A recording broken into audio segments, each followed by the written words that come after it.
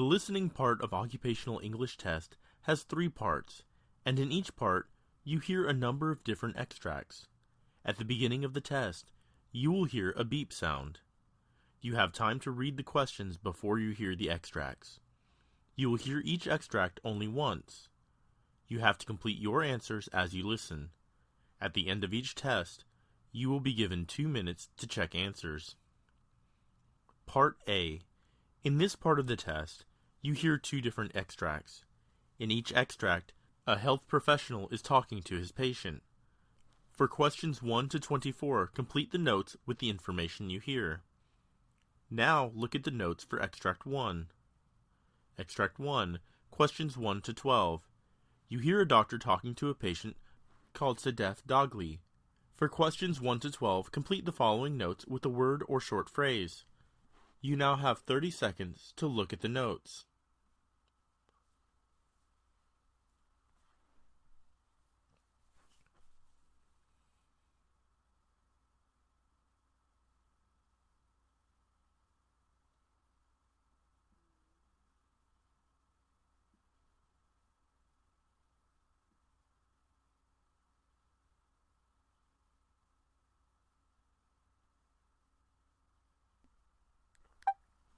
Hello, doctor. Good morning. Good morning. Tell me, what's your problem? Well, I have a 9-year history of occasional palpitations. Symptoms occur 3 to 4 times per year, and they last for an hour or more, and my heart beats more rapidly, but I've never measured my heart rate. The most recent was yesterday. It's associated with feeling of darkness descending as if a shade was being pulled down in front of my vision. However, I don't lose consciousness. Yesterday, while working on a computer, I had a spell. Palpitations persisted for a short time. Okay, what's your age? 48, doctor. Do you smoke or drink alcohol or use caffeine? No, doctor. Is there any family history of congenital heart disease? No, doctor. You had any history of thoracic trauma or thyroid disease? No, doctor. I had anterior cruciate ligament reconstruction, complicated by contact urticaria from a neoprene cast. Are you taking any medications? No, doctor. Are you allergic to any medication or substance? Yes, I am allergic to neoprene. As per your physical exam results, your pupils are reactive. Scleri and nictric mucous membranes are moist. Neck veins not distended, no bruits. Lungs are clear. Cardiac exam is regular without murmurs, gallops, or rubs. Abdomen is soft without guarding, rebound masses, or bruits. Extremities well perfused. No edema. Strong and symmetrical distal pulses. A D-dimer was mildly elevated to 5. CT scan showed no evidence of pulmonary embolus. Moreover, there is no progression over the 9-year period that you have been symptomatic, suggests that this is an unlikely cause. 2-dimensional echocardiogram shows no evidence of clinically significant structural or functional heart disease. A 12-lead electrocardiogram shows sinus rhythm with normal axis and intervals. No evidence of a pre-excitation. Lab reports show no evidence of myocardial injury. You have episodic palpitations and presyncope. I would suggest outpatient workup. Event recorders should be obtained, and I will see you again upon completion of that study. I would prescribe suppressive medication, beta blocker, or cardizem. There will be symptomatic improvement of the disease through it.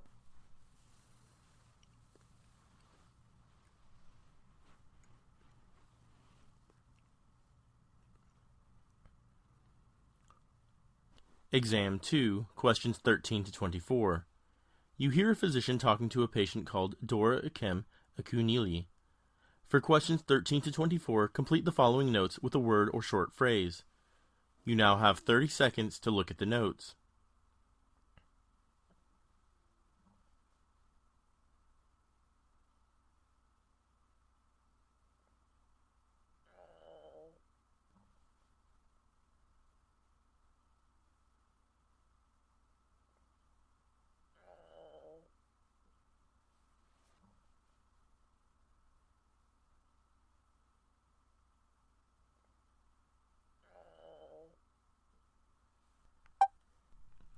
Hello, good morning, doctor. Good morning. Be seated. What's your problem? Well, I have uncontrolled blood pressure, doctor. Very recently I had a cesarean section delivery. Okay. What's your age? 36, doctor. Do you have any chest pain or shortness of breath? No, doctor, but I have fatigue. Yes, I get tired soon. You had any previous illness or surgeries? I have the history of hypertension, gestational diabetes, mellitus. Do you smoke or drink? No, doctor. Do you have any family history of coronary artery disease? No, doctor. Okay. What medications are you taking? Cardizem and metoprolol were discontinued. Started on hydralazine 50 milligrams thrice a day and labetalol 200 milligrams twice a day. Hydrochlorothiazide and insulin supplementation. Are you allergic to any medications? No, doctor. Well, your physical examination report shows pulse of 86, blood pressure 175 over 86, afebril, and respiratory rate 16 per minute. Neck veins are flat. Your echocardiogram shows sinus tachycardia and non-specific ST-T changes. Bun and creatine within normal limits. You have preeclampsia, status post-delivery with cesarean section with uncontrolled blood pressure, borderline gestational diabetes mellitus. I'm ordering echocardiogram for assessment of left ventricular function. I am prescribing labetalol and hydralazine to see the improvements, and based on the response to these medications, I will make further recommendations for your treatment.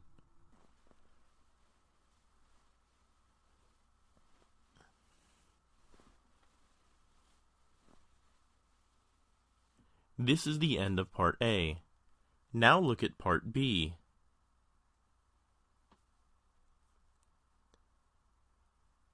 Part B. In this part of the test, you will hear 6 different extracts. In each extract, you'll hear people talking in a different healthcare environment. For examples 25 to 30, choose the best answer, A, B, or C, which fits best according to what you hear. For you will have time to read each question before you listen to the audio. Complete the answers as you listen to the audio. Now look at question 25. You hear a discussion between 2 doctors about the complications which are expected at a later stage following heart attack.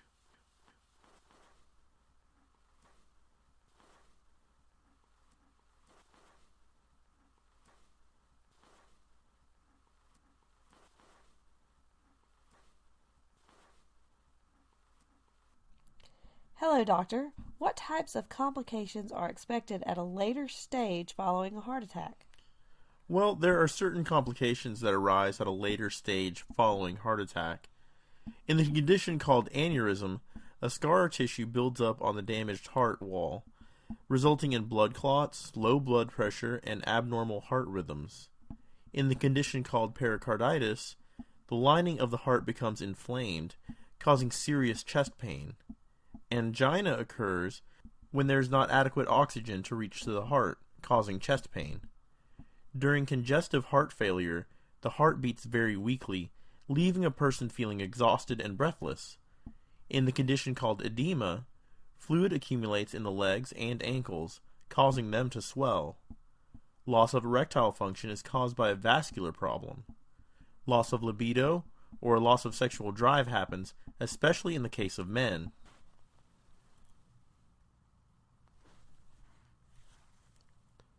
Question 26. You hear a discussion between a doctor and a nurse about uterine fibroids.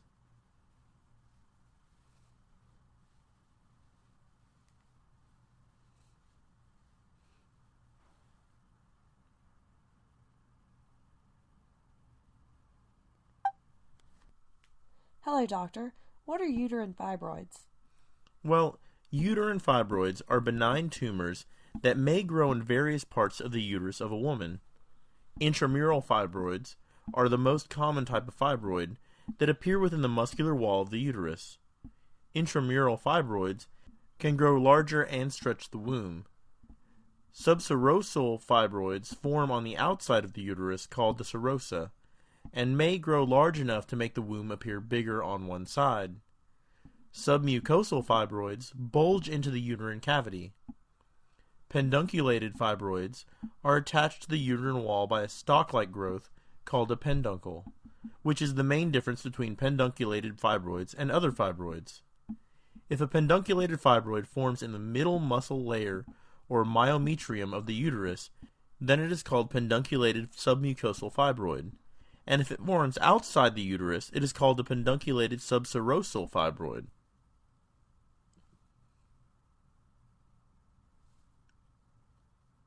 Question 27.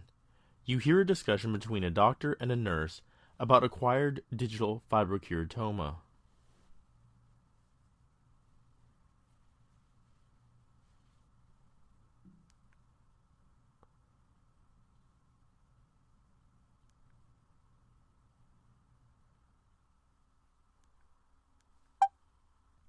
Hello, doctor. What is acquired digital fibrokeratoma? Well, an acquired digital fibrokeratoma is a benign tumor usually occurring on the fingers and toes, which is an uncommon condition often seen in middle-aged people. Usually the tumors have a dome-shaped appearance, but can also look like elongated projections in some cases. Acquired digital fibrokeratoma lesions are usually isolated, but are also associated with other tumors, in very rare cases. A type 1 acquired digital fibrokeratoma lesion is dome-shaped and has a dermal core that is made up of a thick, intertwined bundles of collagen, which are typically oriented along the lesion's vertical axis.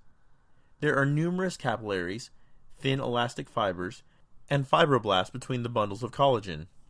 The type 2 acquired digital fibrokeratoma lesions are less common. Although they appear similar to type 1 tumors, histologically, they are typically tall and also have a considerably higher number of fibroblasts and fewer elastic fibers. A type 3 acquired digital fibrokeratoma is very rare, and the tumors are fluid-filled and have fewer elastic fibers. The lesions can be flat to dome-shaped.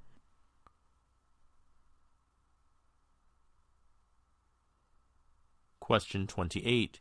You hear a discussion between a doctor and a nurse about pelvic organ prolapse.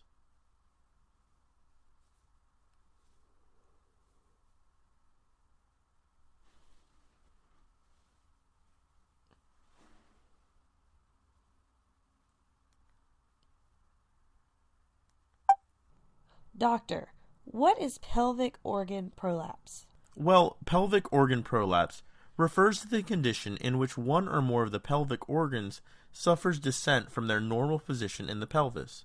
It may be congenital, or acquired defect, or weakness in the normal pelvic supporting structures. The anatomical categorization describes which organ is primarily involved in the descent.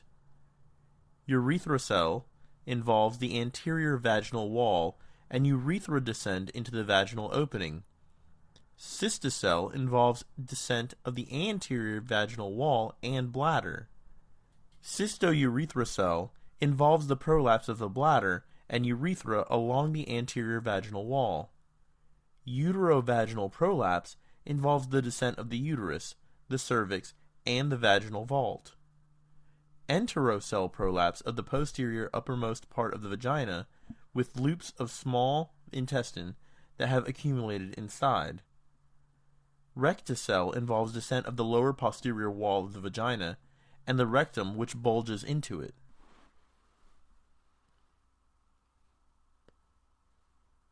Question 29. You hear a discussion about hematuria.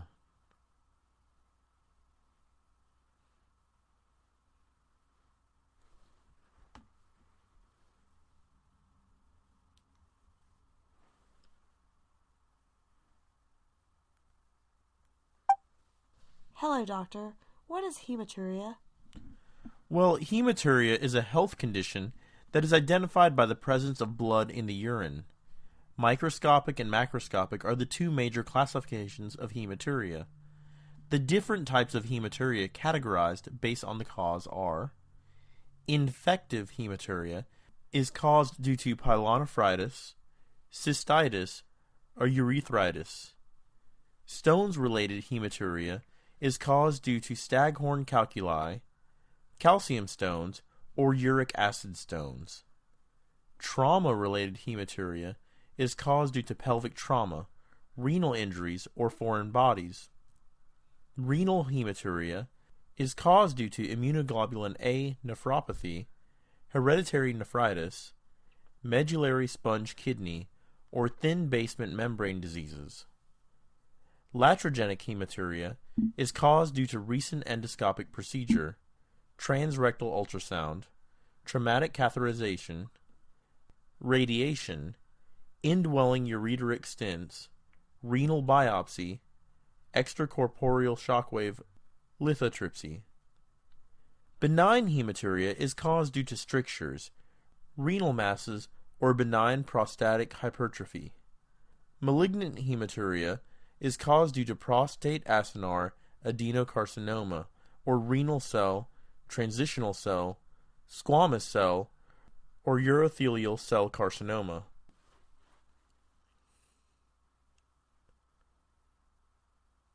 Question 30. You hear a discussion about types of collagen and associated disorders.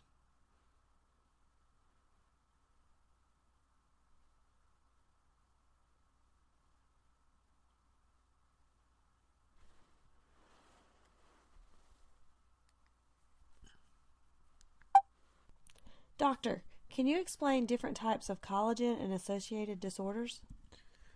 Well, there are about 29 genetically distinct collagens present in animal tissues.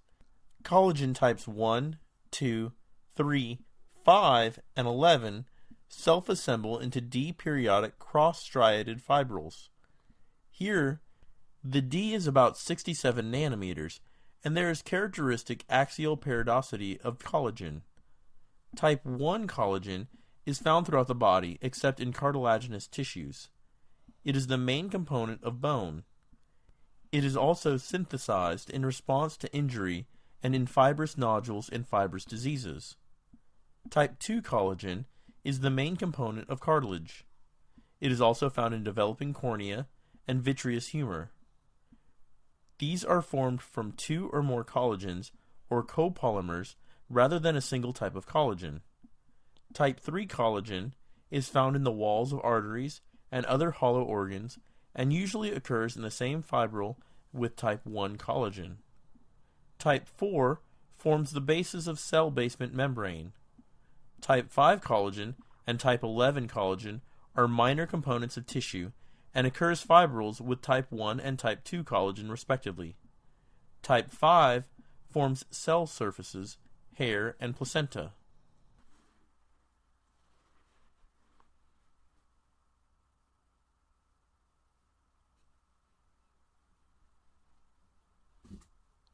That is the end of Part B.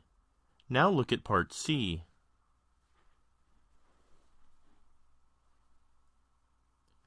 Part C. In this part of the test, you'll hear 2 different extracts. In each extract, you'll hear health professionals talking about specific aspects of their work.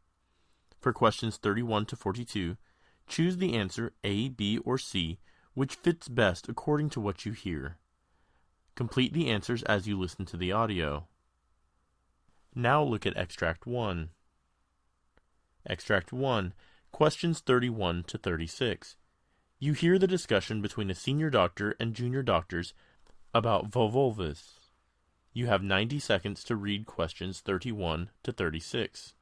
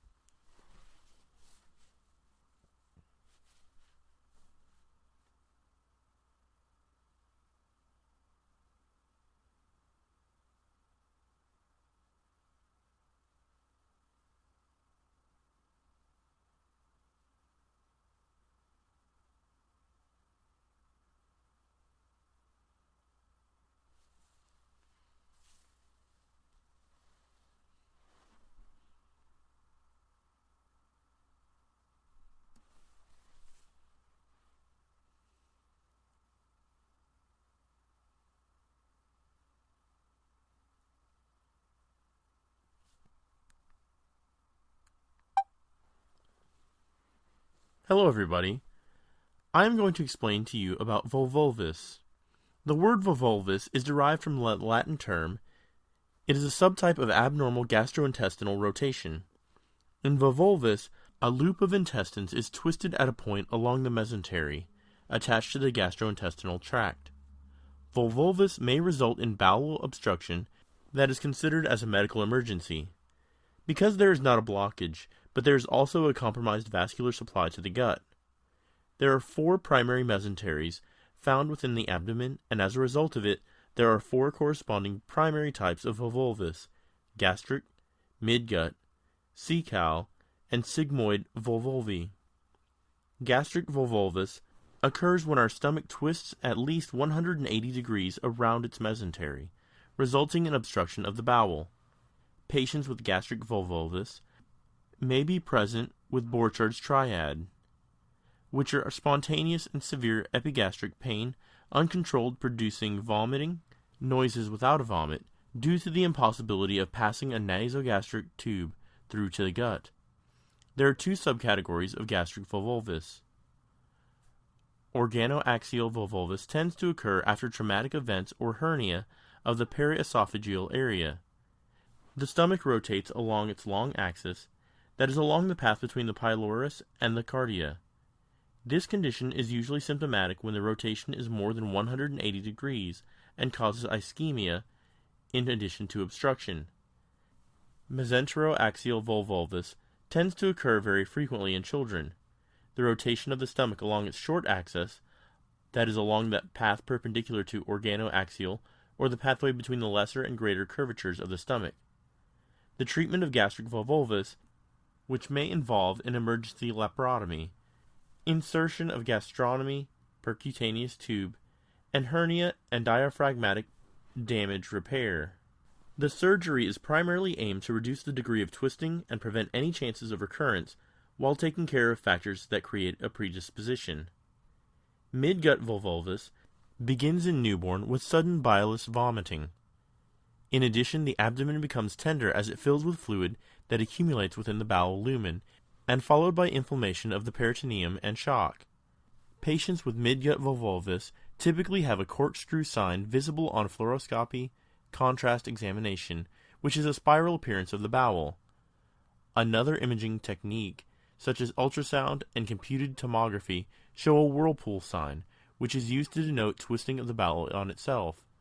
A LAD surgical procedure is done to treat midgut volvulus, which entails dividing the tissue that creates an attachment between the cecum and the abdominal wall called Ladd's bands, widening the mesentery of the small intestines, removal of the appendix and proper placing of the colon and cecum.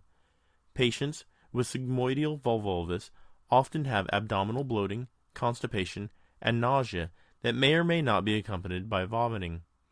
Sigmoidal volvulus is considered to be associated with neurological pathologies such as multiple sclerosis and Parkinson's disease.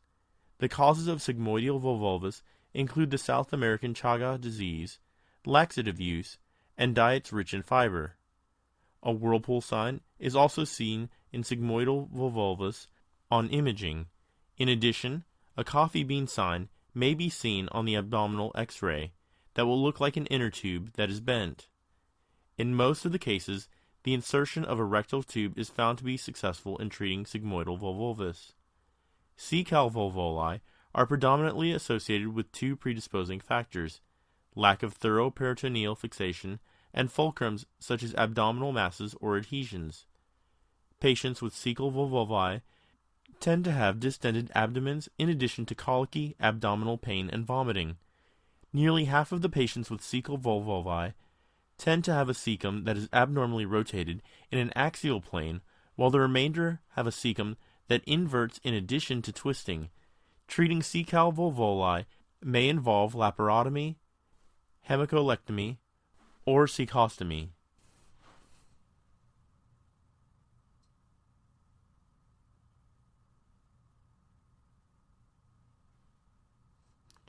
Now look at Extract 2. Questions 37 to 42. You hear the discussion of a physician with junior doctors on refractive error. You have 90 seconds to read questions 37 to 42.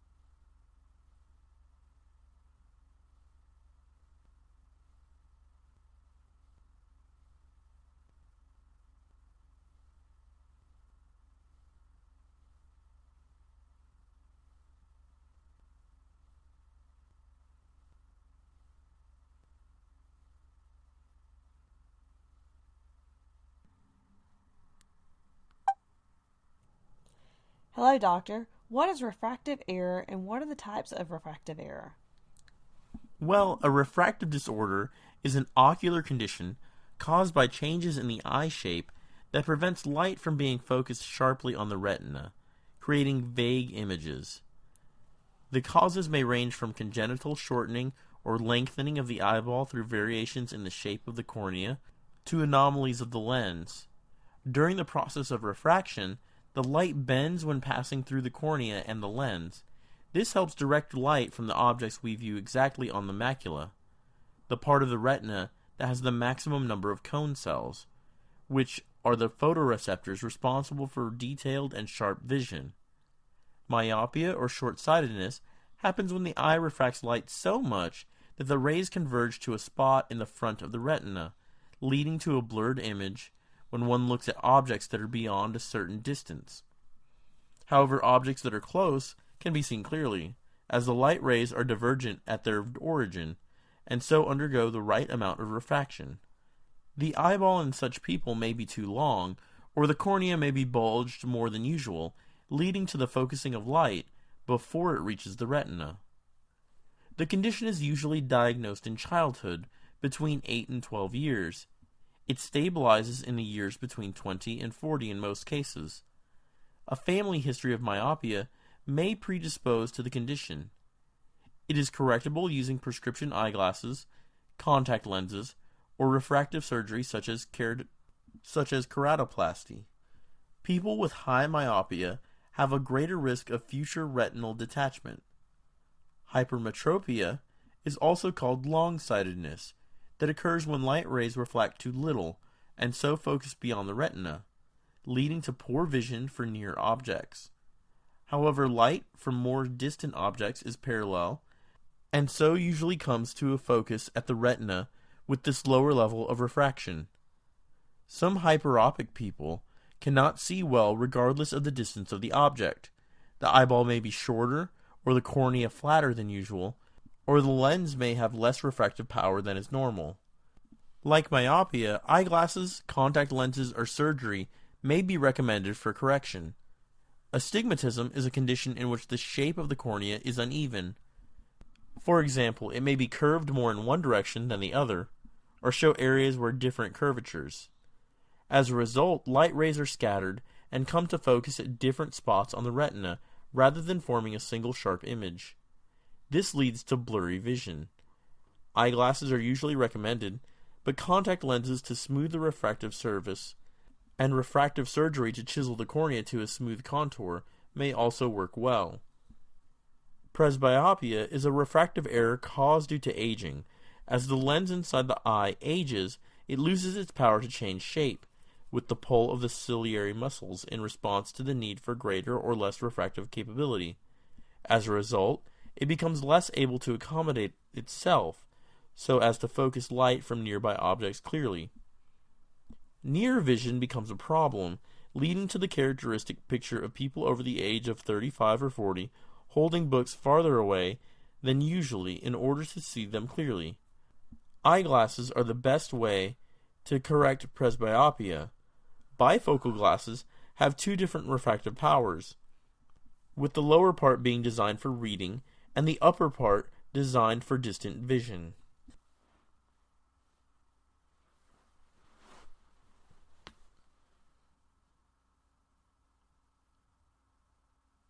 This is the end of Part C. You now have 2 minutes to check your answers.